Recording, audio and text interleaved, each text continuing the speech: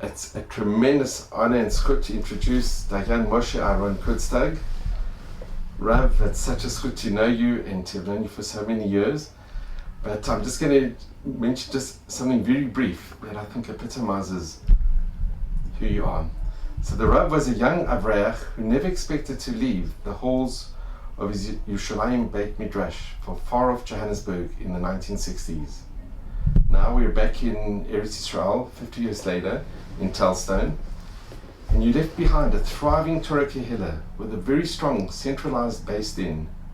And Rav, you said that our unity was the key to our strength. And I think that's what it epitomizes really, Rav, who you are.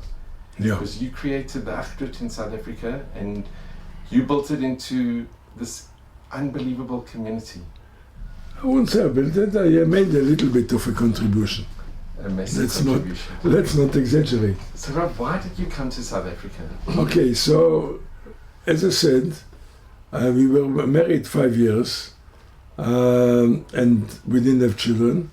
So it was a suggestion, maybe we go to South Africa, maybe Batya will feel better or whatever.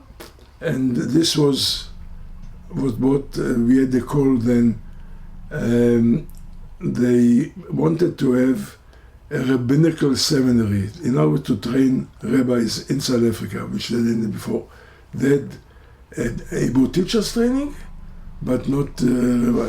And Rabbi Kasper, late Rabbi Kasper, he was the chief rabbi at the time, and I don't know, people, he made a call that if I come, and we decided to go for 2 years. And this is where it happened. But prior to this, I came to get married there, to marry Batya, that says she was the daughter of Rabbi Harav.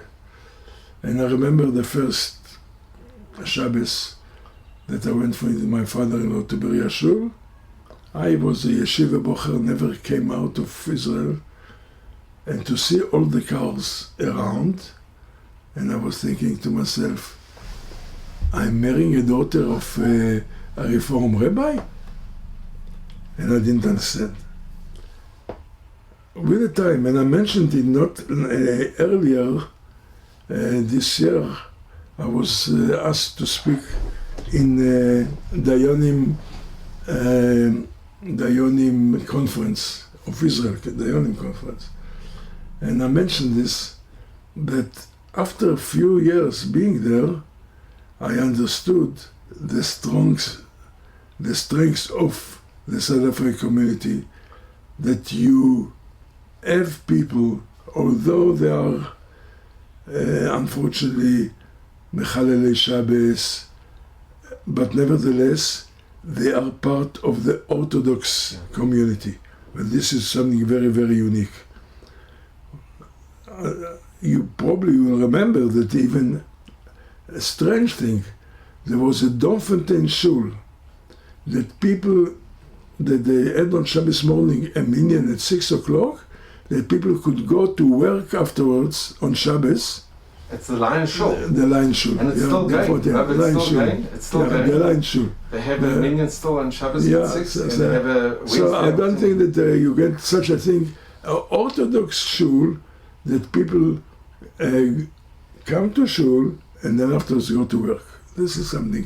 They have the Kiddush after Shul, and then people would go, they'd go to So work. this afterwards took me a couple of years to understand that this is really, the tolerance is the strength of the community. But Rav, can I just mention, I was part of that because our family, our Baba was very from, but our parents unfortunately weren't. But our parents took us to Shul and we drove to Shul. But we wanted to come to Shul, and all our friends wanted to come to Shul, and it was all Orthodox. There was separate seating, Sure. total Orthodox. Reform was very, very small. I think less than a very, very small percentage of maybe less than 5%. Everybody, all my friends were all Orthodox, even though we would drive to Shul on Shabbos. But Shul was so inviting, and the Rabboni made us feel so comfortable. We had children's service. We all wanted to come to Shul. Yeah, it's very, very unique community. And I believe that this is one of the few communities in the world that actually acted as a community. When we had the rabbinical conferences a couple of times, we had a national rabbinical conference every year, yearly. I think Rabbi Harris actually introduced this, and it continues now. But we came here 2 or 3 times to have the conference in Israel, and we had some visitors, rabbis, and they couldn't believe it. In the same table, around the table, you have Haredim and Mizrahi people, and all are one group. And this is something that has to be appreciated, which I think kept the community so strong. Rav, if I could mention, from my personal friends, even though we drove to Shul, now most of our friends have become from. In fact, many of the people that it's the 3rd generation, and their kids are very from. Yeah, and I'm sure that some of them just got out as well. Some married out even maybe, but the majority. Intermarriage, the rate of intermarriage in South Africa is still one of the lowest in the world, although it's already growing, but it's still, in America they're talking about 70%, so we're about 40%, we think. So this is what, to understand, South Africa, Litve Sheiden, it was most of them come from Lita, had a very big respect to Rabbonim, even if they're not from, and Meshulachim. Yeah. They used to come for yeshivas and so on. So who used to contribute? The ordinary non-from. The other Sishurim, who was the only from, let's say, community, there was not a big contribution like the rest of the community. So we have to understand. The Ponevezh Harav used to come, and a lot of Ponevezh was built from South Africa. Yeah, and Telston here, Rebbe Sorotskin from Ebot here, Telston, from South African money. And from Rav Finkel from the Mirrors Yeah, used to from come. Yeah, so this is with the first introduction as I came to South Africa. So although that I came to South Africa at that time to get married, and afterwards we returned back to Israel to learn. This was our plan. We learned in the Kollel. Batya was working as a teacher, English teacher, and we lived in Bnei Brak. But as I said, after 5 years, we got a call to come and train rabbis or reverends. One of them, so this was the first group. Some of them, and you can still remember the names. There is Moshe Baron, is now, if I'll show you a picture he sent me, last year his daughter got married. He lives in Manchester.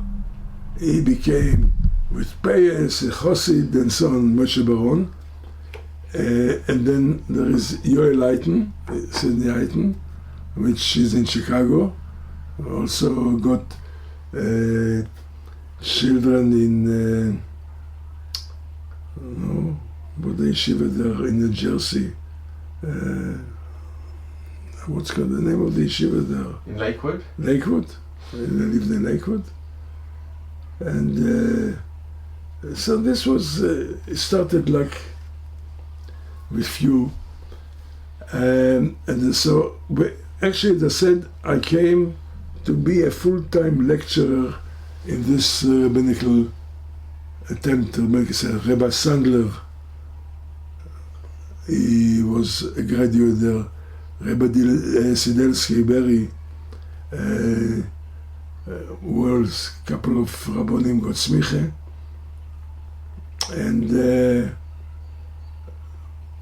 but also, at the same time, I don't remember it, I also was a teacher, a lecturer in the Hebrew Teacher Seminary. With Rabbi Ilevitz, he was the principal.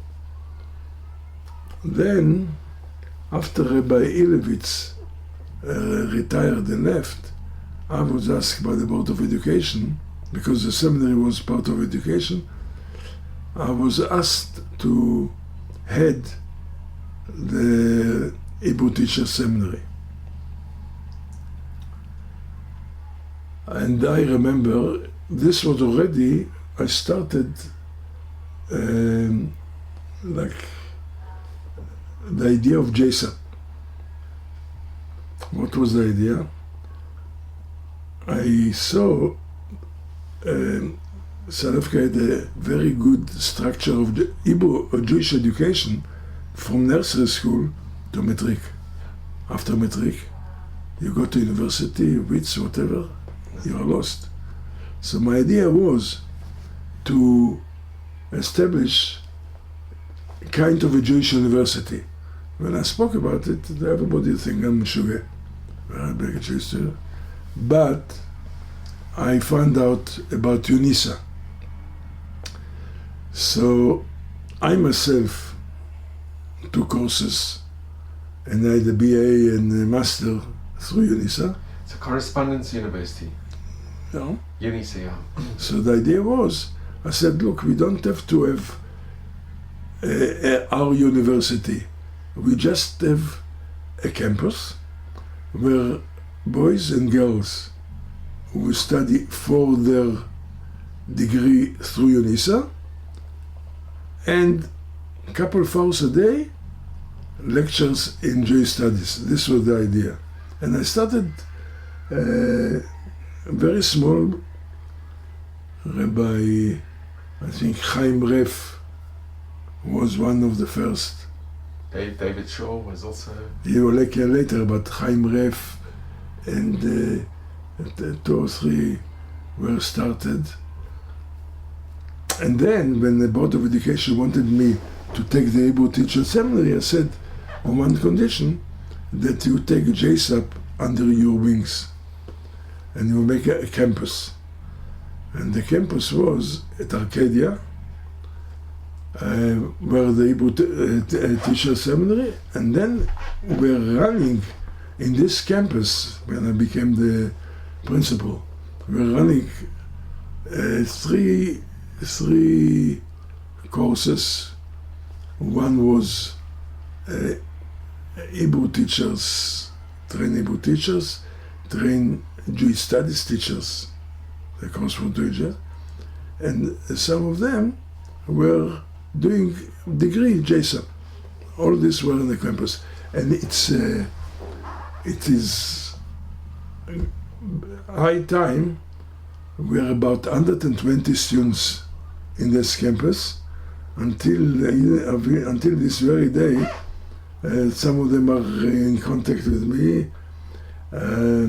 One of the people that were in this seminary, rabbinical seminary, was Philip Ibron. He's a rabbi in Australia. And one is in JSAP was Isaac Ruderman. I don't know if you remember him. He was a little bit of but is after JSAP, when the graduates, some of them went to yeshivas. I sent to Israel, in Netivot, to Ateret, like Chaim Ref went to Ateret. So these are the JSAP, and it went also, JSAP itself had out of it 20 shidduchim who met at JSAP, and they are still leading from where, interesting, the cycle. There is a guy, Blumenthal, I don't know if you Blumenthal, that he became so involved. He and his wife were in JSA. He is in business or something. After they learns in the kollel or whatever, and he's got a son that he sent to learn by Yoshua, my son here. So there's It's a circle. a kind of circle. So I actually saw myself in education and didn't have any thoughts of Beis Din and so on. Education, this was my love and this is what I did. So I had a couple of lectures in JSAP, some who were ex-students of mine, like for instance, Alan Radcliffe. He was also in this first course, reverence or whatever, and he did legal degree and so on. So he came to help the guys with English in JSAP. Generally, I wrote a thesis for a diploma in tertiary education for UNISA. And I developed a special way not to have just lectures. People will learn like in yeshiva chavruta, and they have tutors who help. And this was the idea. But it developed very nicely, although that people didn't support it much. But as I said, came to 120 students at once upon a time.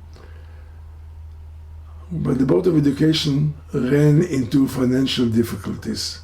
So the first one to slash was JSAP. The second one, the teacher seminary. And I said to them, where will you get Hebrew teachers? No, they will have shlichim from Israel and so on, which was completely a flop. But I couldn't help it because I knew my weakness that I cannot collect money. And I didn't want to become a collector and to run it on or something. So when Jewish administration, this it came in. But before the JSAP and the seminary closed down, I was asked to join the Beis Din as a part-time dayan. And Rabbi, how many years did JSAP and the teacher seminary last? No, the teacher seminary started, Batya was a student, which is Molly Blackman was a student there. This started by Rabbi Avida Zlotnik. This must be, I don't know how many years, but I was involved with them, I don't know, and I've got some records, which I think it was about 20 years or something. In JSAP? Yeah, the same, more or less the same time. So how long? David Shaw was one of the JSAP boys. Yeah. A couple of others. So what I want to say, You joined as a part-time dayan. dayan. At that time, who were in the Beis Din, all of them were the part-times. My father-in-law, he actually originally was for many years the secretary of the Beis Din, and he actually built up structures and archives and so on. He was a very, very mesudar, a very organized person. But afterwards, in my time, then Chief Rabbi Kasper, he before was Rabbi Rosenzweig. He was the head of the Beis Din. He died. Then Rabbi Kasper, who was just a member, he, so to speak, assumed the duties of heading. We didn't call him Rosh Beis Din for the chief rabbi, but he was like running meetings at the Beis Din. And that time when I was approached to come, it was the chairman of the federation was Archie Peck, don't know if you know him, and he asked me, he was a very, very big friend of my father-in-law, and I hesitated for time, but I thought maybe there is something I can help there. How did they come and tell you all, how did they come to ask me to come? This is an interesting story. When we call this one talking about, we arrived in South Africa January 1967. And for the first few years, we didn't have children yet. The children came, Chavaita, I think, came 1969. So before, obviously we spent a lot of Sundays and so on with my in-laws. So one day my father-in-law came and he said, look, we had a meeting today. We are not going to produce matzahs in South Africa. It was at that time Mosmarks. We are not going to produce. There are a lot of Loshnore that are not good from the Adas Shur. So what do we need it? They called Mr. Bloch. This is Bernard Bloch's father. He was a buyer for Checkers. He said, can you import matzahs for the Kehillah, for the community? And my father said that. I said, I think it's a big mistake. I wasn't involved in the Beis Din. I think a big mistake because, first of all, at that time, the matzahs will be more expensive. But more important, South Africa was going through a time that were a danger of embargo. Then you won't be able to bring. So, what are you going to do without matzahs? I said, you have to bake your own, and I'm prepared as a young man to help you to put it right. This is how my father-in-law brought this idea to the Beis Din, Casper and others, and said it's a good idea. They called me in. They said, what do you think to do? I had a little bit of idea in matzah baking because while I was in Yeshivat Hebron, I was a student there. Hebron Yeshiva used to hire a bakery, Alperin matzahs, for a day to bake for the yeshiva, for the donors. So I knew a little bit about it. I said, look, I'm prepared to take a trip to Israel, to London, and to Strasbourg. This Strasbourg had some matzahs brought in. And afterwards I'll come with a recommendation on what to do. They agreed. I took a trip, 2 months, whatever, visit our place, and I came with a plane. The greatest thing was, they didn't have mashgichim, proper mashgichim for the matzahs because it's like 2-3 months work. So they'd only retired people, old people, which I call them, that they were people on the way to West Park Cemetery. It was Nebach. So they couldn't do it, and therefore it wasn't really proper work done. I said, my suggestion, we'll do the matzahs baking during December holidays. University students who are in holiday want to earn some money, some fum guys, they will train them to mashgichim, and we'll do the production then. And this would happen. And we brought up the standards, unbelievable, so much so.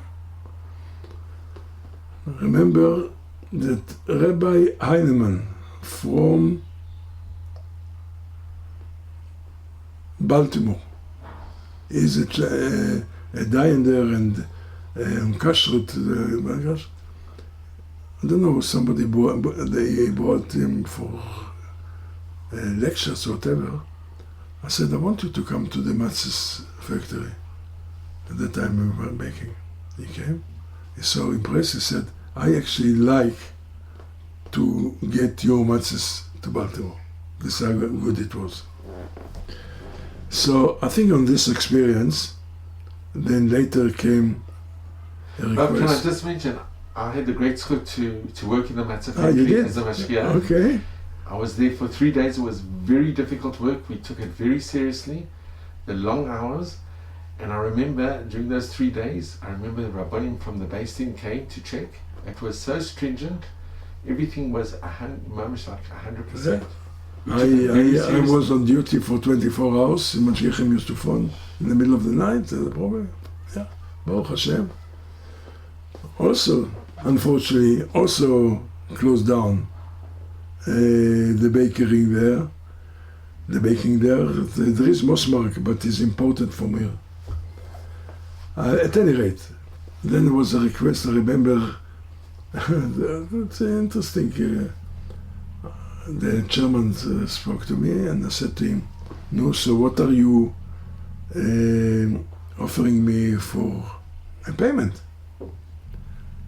I said, look, the Dayonim, the part-time Dayonim, they are there, they get 400 rand a month. So we will offer you 200 rand a month. I said, forget about it, not interested. Then came the offer, okay, we will raise the Dayonim to 500 and you will start with 400. Okay. So I accepted and it was a part-time. What mean part-time? There were 2 days or something that I came in certain hours, whatever. And at that time, the main involvement I took on the kashrut. Because this kashrut wasn't organized at all, but it wasn't. So, Baruch Hashem, I managed to put the office, as a secretary, I think Selman Kotzen, you remember Selman Kotzen, I put him there. I got Rabbi Chazdan, the senior Rabbi Chazdan, he was the shoichet. He wanted to retire. Okay, retire from Shchita, be in charge, inspector of the butcheries. Took in Rabbi Baumgarten to be an inspector of bakery and restaurant, whatever. And so we tried to build it up, and I think it got itself on high standards and a good reputation. And then the main thing that I managed to bring, that the kashrut signal will be put, the sign will be put on the product, which wasn't before. And people like tourists used to come and say, wow, we are in Kruger National Park, if you can have a kosher food, and we see the best in the sign, and so on. This was a big thing. And as I said to you on the way, it's a big siyata deshmaya, help of God, that even big companies was bakers, all the companies, the sweet companies, the crisps, all of them, all of them were this very day. They all have the based in sign. Were based in sign, and some of them had to change ingredients and machines, and even in the matzah factory that we had there, which when I got involved, I remember they had the mill where they brought the flour from. I stopped the mill for 2 days before the kashering, and the kasher did for Pesach. And I remember the workers told me they are so happy that we do it, because they used to work like 24 hours without a stop. They never cleaned it, and at least we made them to clean it. So a lot of interesting things happened. So, with the time, as now JSAP closed, the seminary closed, and then I was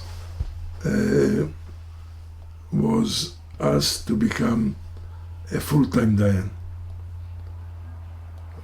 The time was still, before I became full-time.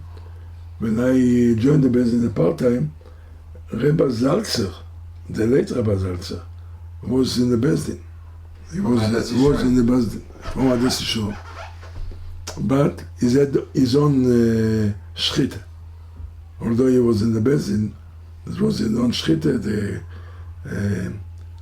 Hadassia it was called, and so on. And then it was part of the story. The butchers asked a meeting of the Beis Din. I was before my time. I heard this story from my father-in-law. They had asked a meeting with the Beis Din, and they were very upset that there is another butchery, Hadassia, which is not the same shchita. So they called the meeting with the US, the Federation people, the officers, and Rabbi Eshel Baruch, I think he was the president, and I don't remember who was the chairman. And they said, we want to know if the Beis Din is not happy with our butcheries from Kashrut. And they asked every Dayan. My father-in-law, Casper, Lepin was a part-time Dayan. And who else? That's all. And they said, whatever. Then they asked Rabbi Zalzer, do you think? Rabbi Zalzer said, this good for Mechalelei Shabbos. This kashrut is good for Mechalelei Shabbos. In other words, therefore you won't need to have a separate shchita. And Rabbi Baruch and the chairman, I don't know, they pushed him to the wall. He said, I'm not a Mechalel Shabbos, I'm a Shomer Shabbos. I want to know my wife Beis from Wachenheimer, is it kosher or not? So he said, no. And I resigned. And this brought him to resignation from the Beis Din. This was the history. I resigned because they pushed him that he said it's good for Mechalel Shabbos, not for Shomer Shabbos. And this is where Hadassi Shur needed to have their own shchita. So this was before my time. I think that if I would be there before, I probably would do things differently, but anyhow, this is what happened. So with the time also I got involved in, when I became a full-time Dayan, the kashrut, part of the shchita, and to upgrade the shchita as well.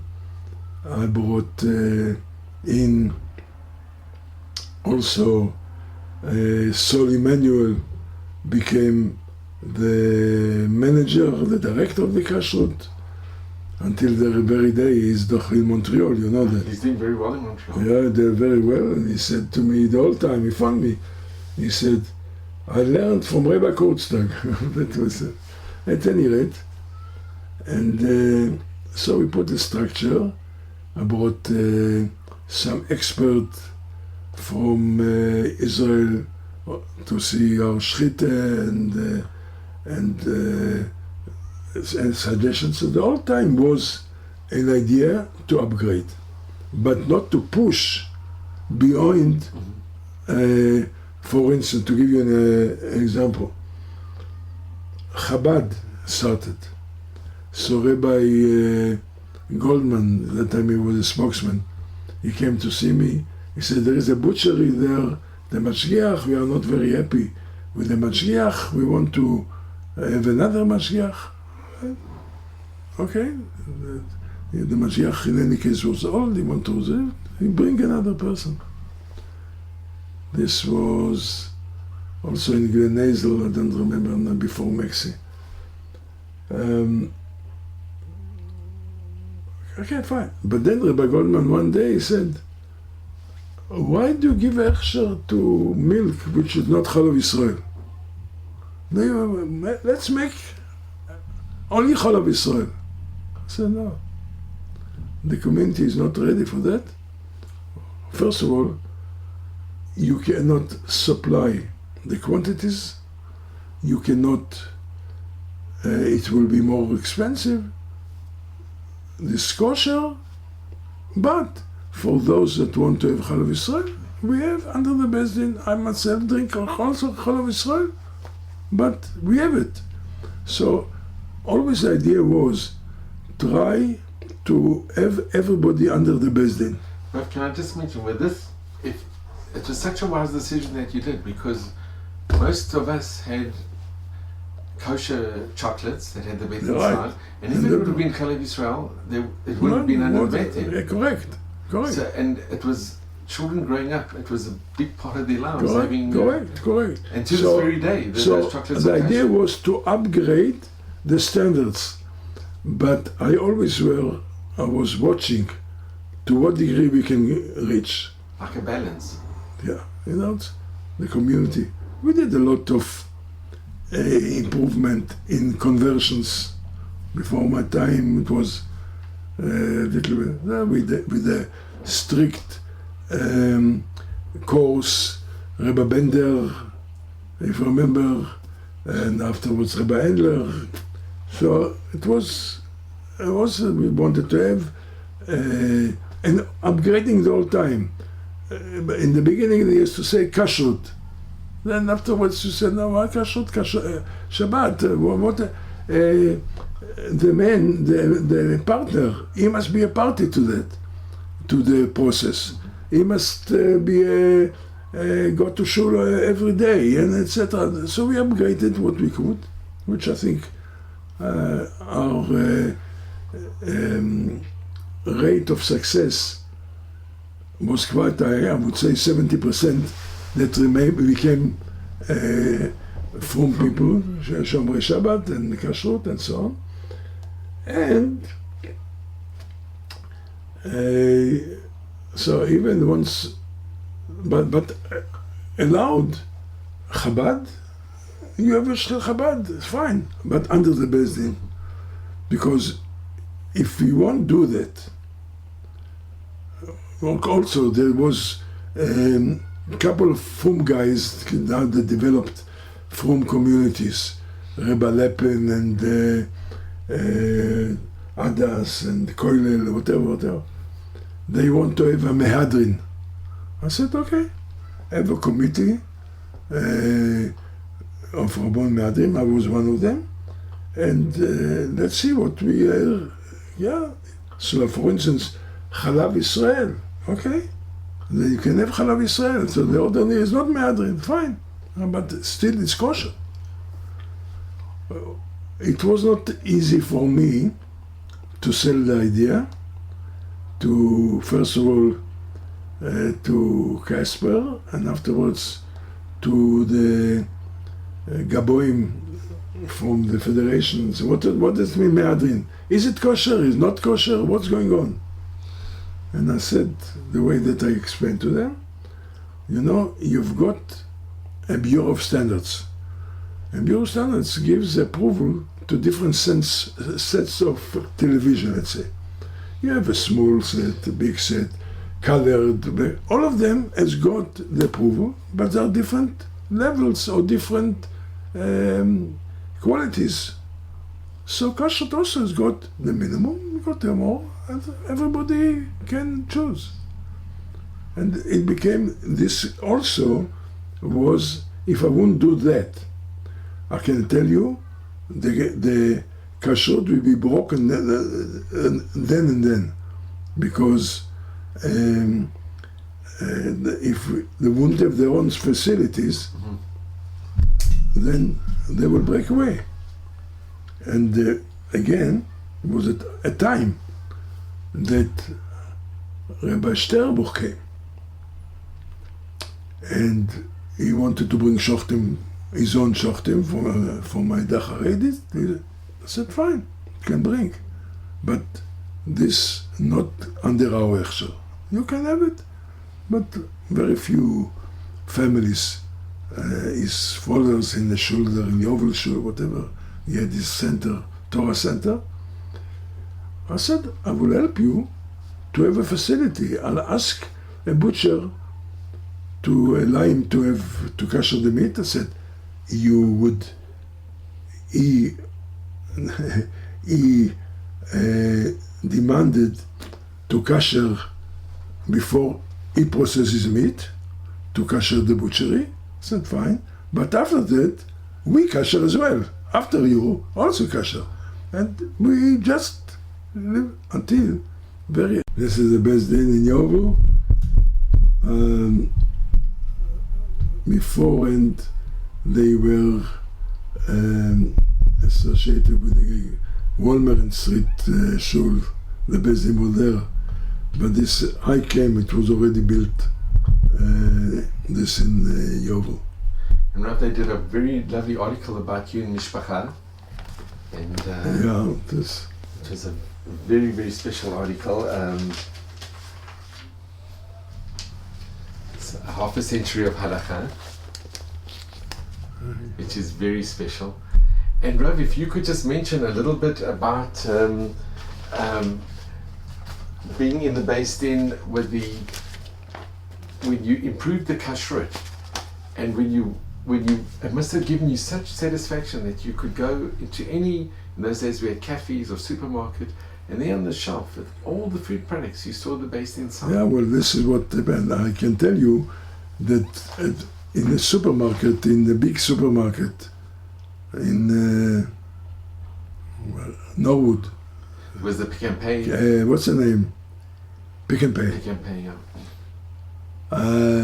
Was kosher section, and in the side was signed not kosher. And Barry Marcus, who was actually one of also the graduates of this rabbinical, he was already in London, a rabbi in the big shul there. He came for a visit. He couldn't believe it, that they actually prepared to say, to warn people, this is not kosher. That's true. This is kosher and this is not kosher. And so, Pick and Pay, Checkers and so on, and kosher. It wasn't easy. I must tell you, when Pick and Pay made the kosher butchery, was a little bit of objection, or the people, the private butcheries. Wachenheimer, I remember him especially. But what are you going? You're taking our parnose. Wachenheimer already had his butchery in Checkers, Killarney. I said, what are you coming now? You yourself started it. And yeah, it worked off, and it was a big thing. That was a recognition, at least, in the community, that there is kashrut is an important thing. This is what happened. And the standards and the level came up. It came up. So Rav, I just want to thank you. I'm just going to one minute.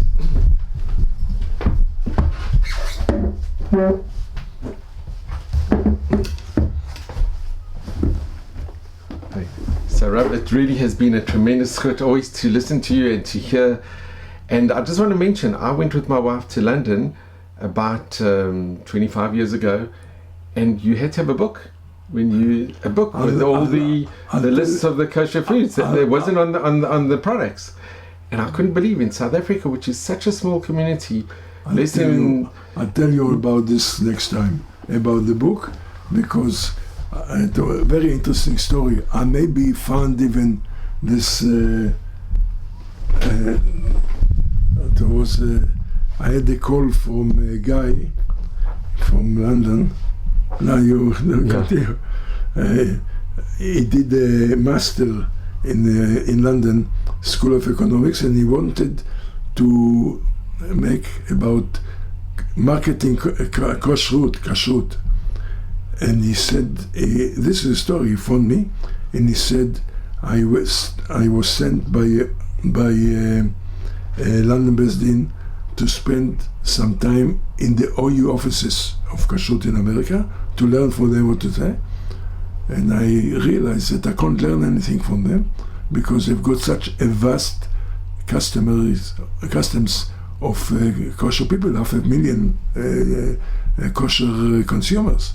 What can we in England? We've got maybe under 20,000, whatever. He said, until I saw your kasher guide.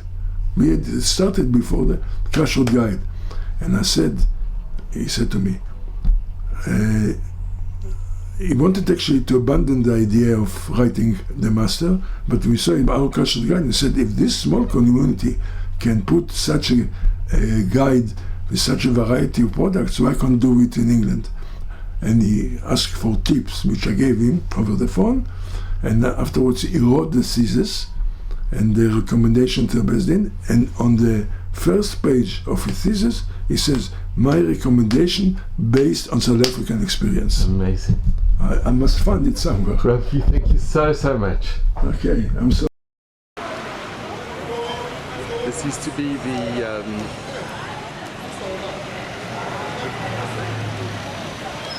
Bet Din, the vernacular shul in Yeovil, Raleigh Street.